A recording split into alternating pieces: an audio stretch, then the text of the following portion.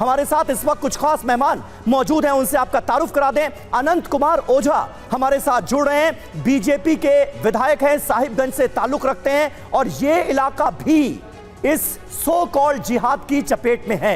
तनुज खत्री हमारे साथ मौजूद हैं, प्रवक्ता हैं जेएमएम के। शोएब जमई अध्यक्ष हैं इंडियन मुस्लिम एसोसिएशन के, वो हमारे साथ जुड़ेंगे और अवनिजेश अवस्थी साहब हमारे साथ मौजूद हैं, राजनीतिक विश्लेषक हैं, संघ की विचारधारा को सपोर्ट करते हैं। लेकिन सबसे पहले यह खुलासा हमारे जिस सहयोगी ने किया है, कुमार कुंदन, उनको स्क्रीन पर लाया जाए। कुमार, यह बताइए कि इस पड़ताल में कई चौंकाने वाले बड़े खुलासे हुए हैं, जो सबसे महत्वपूर्ण बात आपको इस इन्वेस्टिगेशन के दौरान नजर आई वो क्या थी? देखिए समीर, संथाल परगना में 6 जिले हैं और टीवी9 भारतवर्ष ने तकरीबन हर जिले का दौरा किया, अधिकतर गांव का दौरा किया और उन इलाकों में जाकर जानने की कोशिश की कि हकीकत में हो क्या रहा है। हम पीड़ित परिवार के घर वालों से मिले, पीड़िता से मिले, इसके अलावा उन लोगों से मिले जो कहीं न कहीं इस पूरे सिस्टम में सताए हुए हैं और उन्हें ऐसा लग रहा है कि यहाँ की चीज़ें बदल रही हैं। 2-3 बातें जो बहुत स्पष्ट है, वो पहली बात यह है कि इस पूरे इलाके की डेमोग्राफी बहुत तेजी से बदली है। आदिवासी जो यहाँ का मूल समुदाय है, आदिवासी गायब हो रहे हैं। आदिवासियों में भी खास करके पहाड़िया कम्युनिटी, उसमें बहुत तेजी से उनका पलायन हो रहा है, वजह जो भी हो। इसके अलावा जो अल्पसंख्यक हैं वो बहुसंख्यक हो रहे हैं और इन सब के बीच लव जिहाद, ज़मीन जिहाद और तमाम तरह की ऐसी चीज़ों की यहाँ पे देखने को मिल रही है। और सबसे मज़ेदार बात यह है कि ये इलाका एक तरीके से बॉर्डर से सटा हुआ इलाका है, खास करके बांग्लादेश से महज 2 घंटे की दूरी पर यह पूरा का पूरा इलाका है। ऐसे में कई सारे लोग ऐसे भी मिले जिनके पास बांग्लादेश का जो है एक तरह से आधार कार्ड है, उस पर केस चल रहा है, उस पर अदालत की कार्रवाई चल रही है, उसके बावजूद वो हिंदुस्तान की सारी फैसिलिटीज एक तरीके से करके एवल कर रहे हैं और यहीं रह रहे हैं और यहाँ के लोगों को परेशान कर रहे हैं, यहाँ के लोग अदालत की शरण में जा रहे हैं। तो ये सब कई सारी ऐसी बातें हैं जो चौंकाने वाली है और डराने वाली भी है कि देश कोई और लोग आके रह रहे हैं हमारे यहाँ और मासूम लड़कियों को फंसाती हुई। ये बातें बताती हैं कि किस तरह लड़कियों को अपने जाल में फंसाकर इस तरह धर्मांतरण कराया जाता है और फिर अपने जाल में फंसाकर ये जो उपयोग किया जा रहा है।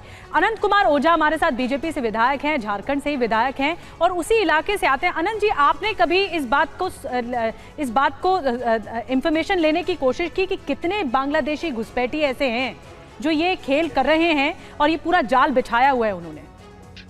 नहीं, देखिए, लगातार इस विषय को लेकर के पूर्व में छात्र राजनीति के समय में हम लोगों ने यहाँ विद्यार्थी परिषद के नाते बांग्लादेशी घुसपैठ को लेकर के सरकार, भारत सरकार, राज्य सरकार उस समय के 90 के दशक में लगातार उनके ध्यान में लाते थे हम लोग। कई अवसर ऐसे आए कि जब हम लोगों ने पकड़ करके ये चिन्हित करके दिया कि ये बांग्लादेशी है और स्थानीय पुलिस, उस समय की जो तत्कालीन पुलिस थी, उनको लेकर के छोड़ दिया। बाद में न्यायालय में मुकदमा हुआ, न्यायालय ने उन लोगों पर, जो पुलिसकर्मी थी, उस पर गिरफ्तारी भी हुई, उनकी कार्रवाई भी हुआ।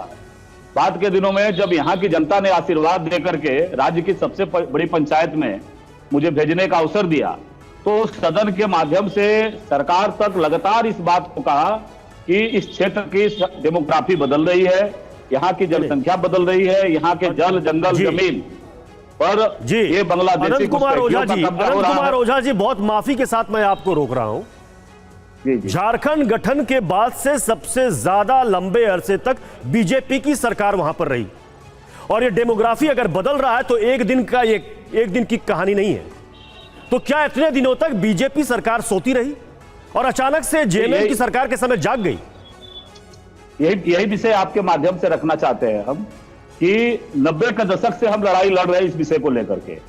उस समय विद्यार्थी परिषद के नाते बांग्लादेशी घुसपैठ विरोधी संघर्ष में, क्योंकि यह जब राज्य था, ये जो जिला है, जो सब खास करके पश्चिम बंगाल के माध्यम से बांग्लादेश के सीमा से जो सटा हुआ हिस्सा है झारखंड का, जो आज का झारखंड है, यह रांची से भी 500 किलोमीटर दूर था और उस समय की राजधानी एकीकृत बिहार में, वहां से भी 300-350 किलोमीटर दूर था।